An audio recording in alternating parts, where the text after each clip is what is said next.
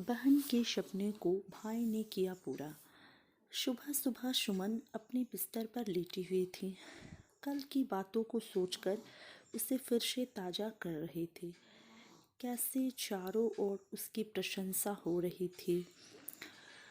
उसके कानों में अभी भी तालियों की गूंज सुनाई पड़ रही थी। एक सितार वादक की इससे बड़ी क्या चाह हो सकती है, वो भी जब आप अभी स्कूल में हो।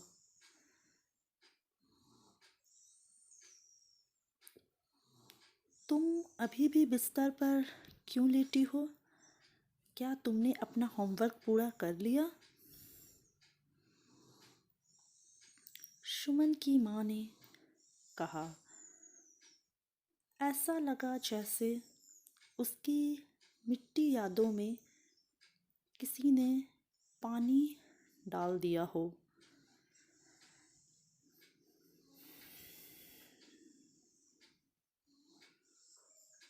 हाँ माँ, मैंने कंसर्ट से पहले ही ख़त्म कर लिया था, सुमन ने जवाब दिया। उसकी माँ ने थोड़ी राहत की सांस ली और अपने काम में वापस से लग जाती है। इसी बीच सुमन का बड़ा भाई रवि उसके कमरे में आ गया। तुमने तो कल कमाल ही कर दिया। मुझे पूरा यकीन है कि एक ना एक दिन तुम बहुत बड़ी सितार वादक बनोगी और पूरी दुनिया में तुम्हारा नाम होगा। यह कहते कहते रवि का सीना गर्व से चौड़ा हो गया।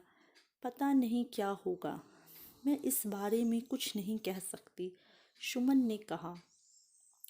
मैं चाहती हूँ कि मैं अपनी पढ़ाई पर फोकस करूँ, क्योंकि परीक्षा भी काफ़ी नज़दीक है। मुझे मुश्किल से प्रैक्टिस के लिए समय मिल पाता है। तुम जो कह रहे हो उसके लिए काफ़ी प्रैक्टिस की ज़रूरत पड़ती है। तुम दोनों के लिए समय निकाल सकती हो। चिंता ना करो, एक ना एक दिन ऐसा ही होगा। यह कहते हुए रवि की आंखों में विश्वास और प्यार स्पष्ट रूप से झलक रहा था। वह अपने उन दिनों को याद करने लगा जब उसके पिता की अचानक से मृत्यु हो जाती है। उसके बाद उसे डांसर बनने का सपना छोड़ना पड़ता है। हालांकि उसने एक बीपीओ में काम करना शुरू कर दिया था, फिर भी वह उन दिनों को कभी भूल नहीं सकता। कैसे स्कूल में होने वाली विभिन्न प्रतियोगिताओं में उसने जीत हासिल की थी। कुछ महीनों के बाद जब एग्ज़ाम के रिज़ल्ट आए तो नैना के चेहरे पर मिली जुली खुशी देखने को मिली। वह इस बात से खुश थी कि उसने एग्ज़ाम में अच्छा प्रदर्शन किया है, लेकिन वह यह भी जानती थी कि उसे अब कॉलेज जाना पड़ेगा। दिन ब दिन सुमन को लग रहा था जैसे उसके सपने अब उससे दूर होते जा रहे हैं। जब एग्ज़ाम में बेहतर ग्रेड आने की जानकारी रवि को मिली तो उसने सुमन को बधाई देते हुए कहा, मैं पहले से ही जानता था कि तुम एग्ज़ाम में बहुत अच्छा करोगी।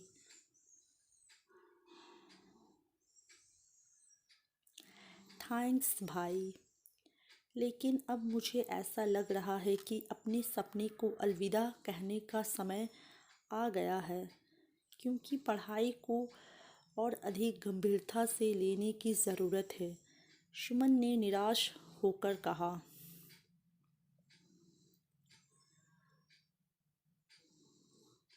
हाँ तो ठीक है ना, तुम एक अच्छे कॉलेज में जाओ और खूब मन लगाकर पढ़ाई करो, लेकिन सितार भी बजाओ, रवि ने कहा।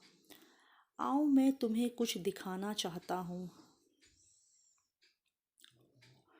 वह नैना को पकड़कर अपने वह सुमन को पकड़कर अपने कमरे में ले गया, जहाँ एक टेबल पर सितार पड़ा था।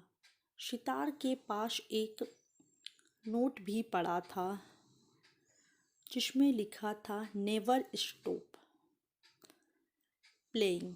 दरअसल अपनी बहन को गिफ्ट में सितार देने के लिए रवि काफ़ी दिनों से हर महीने पैसे बचा रहा था। यह तुम्हारे लिए है। इस सप्ताह के बाद तुम्हारे लिए मैंने सितार सिखाने वाली का भी इंतज़ाम कर दिया है, रवि ने कहा। यह देखकर सुमन को कुछ समझ नहीं आ रहा था कि अब वह क्या करे, लेकिन उसके आंसुओं ने सब कुछ जाहिर कर दिया। रवि ने उसे गले लगाते हुए कहा, तुम मुझे कंसर्ट की फ्री टिकट देकर इन चीज़ों का भुगतान कर सकती हो। यह सुनकर सुमन के चेहरे पर दृढ़ संकल्प, कृतज्ञता और प्रेम भर जाता है। तो इस तरह से एक भाई ने अपनी बहन के सपनों को पूरा किया। तो कैसा लगा फ्रेंड्स आज की कहानी?